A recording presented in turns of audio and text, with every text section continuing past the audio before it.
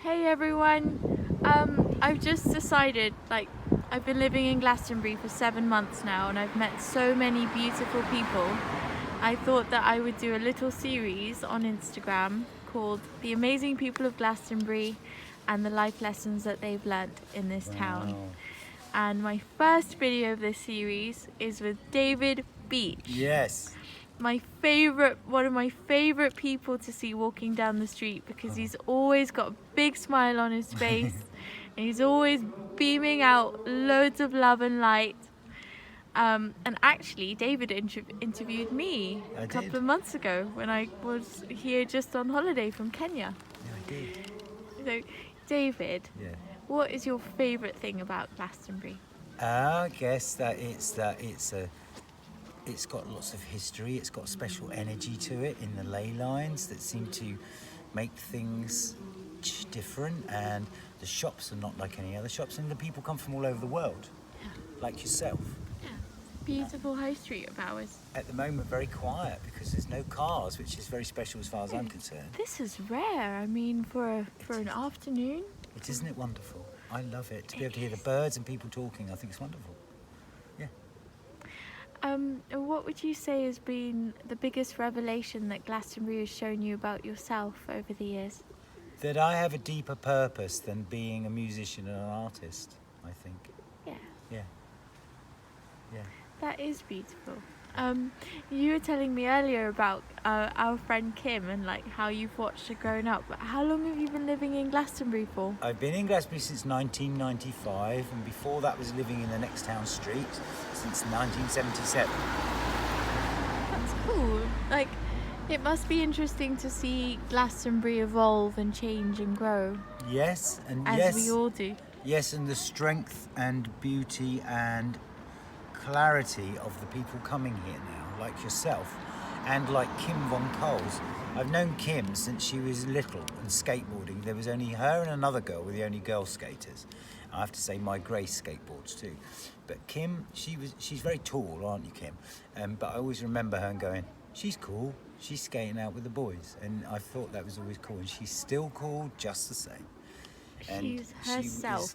Yes, she is herself, and I think already she's an elder of Glastonbury, and I'm much older than her, but I think she's an elder of Glastonbury.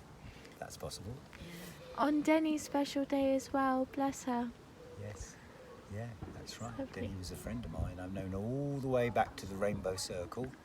Tell me about the Rainbow Circle. In the 90s. Well, the Rainbow Circle is a collective of people that move around, and they'll be on some fields away from maybe 10 miles from the nearest town, on a piece of land where somebody will let them gather, and it's where there's people just are camping, and there'll be a big marquee where food will happen and perhaps some music in the evenings. And it's very special because you get right away from the world, like you do when you go into nature. But it's a nice thing. I mean, probably the best way to describe it is it's a nice hippie gathering. And at the moment, I believe it's near Dartmouth.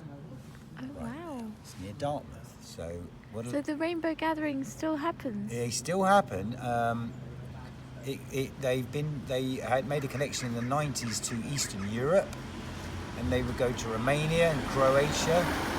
I never went to there, but I love the Rainbow Circle, and I know there's some people there now. Yeah. And as I said, it's near Dartmouth, which is a beautiful place because it's on the River Dart, and it'll be sunny, the water will be clear, people will be sailing, and I wish I was. That's the only thing I wish I was doing, other than this. Do you still skateboard sometimes? I still skateboard, and I started in 1967.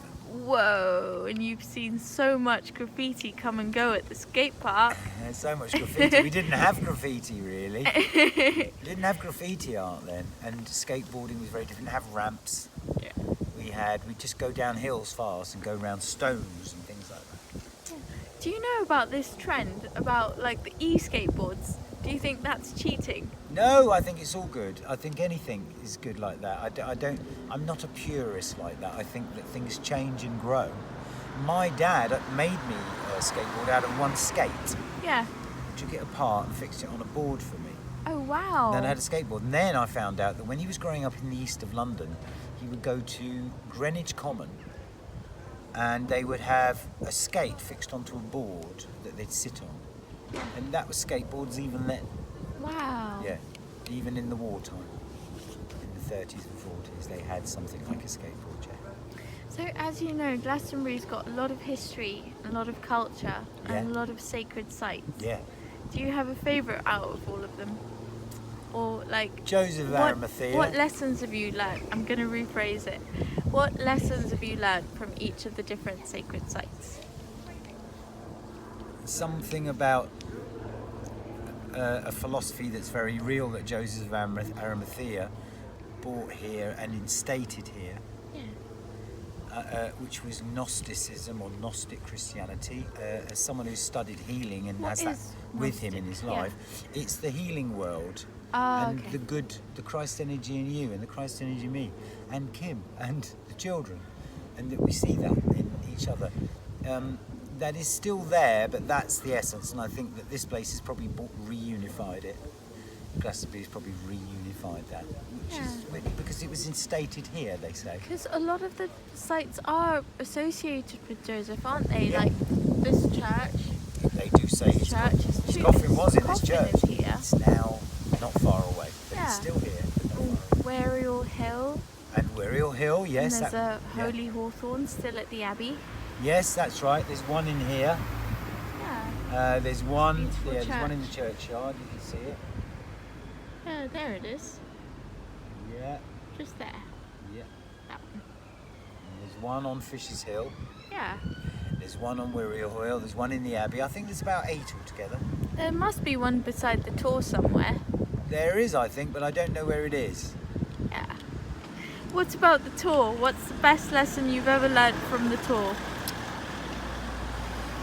That it's, stay grounded and stand tall. I guess it's stay grounded and stand tall. I mean, I think it's special to a lot of people, and I think it means different things. It means something to all those. It doesn't matter.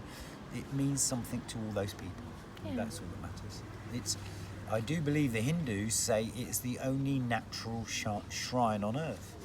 Yeah, natural. It's the only natural shrine. Oh, you mean the Tor itself, yeah. with the mount on top of it? Yeah, the Tor itself, yeah. And it was and also you got to remember that this was an island. Yeah, but David, can I ask you a question? So I've never asked anyone this, but you might actually know the answer. The labyrinth on the Tor, is that natural? I don't think it's not must ancient. have- I don't think it's ancient. I think when sheep are on hills, they create terraces Yeah. where they walk, Yeah, and I think it's as simple as that. but they terraced it into an actual labyrinth, because there is a labyrinth on the Yes, land. I think people have found that in it, and then maybe made man it has carved it out a bit more. Yeah, I believe that's the case, and that doesn't diminish it. It matters No. to people. Ah, It's in a special It's very place. special. And it's And on the even Michael if line.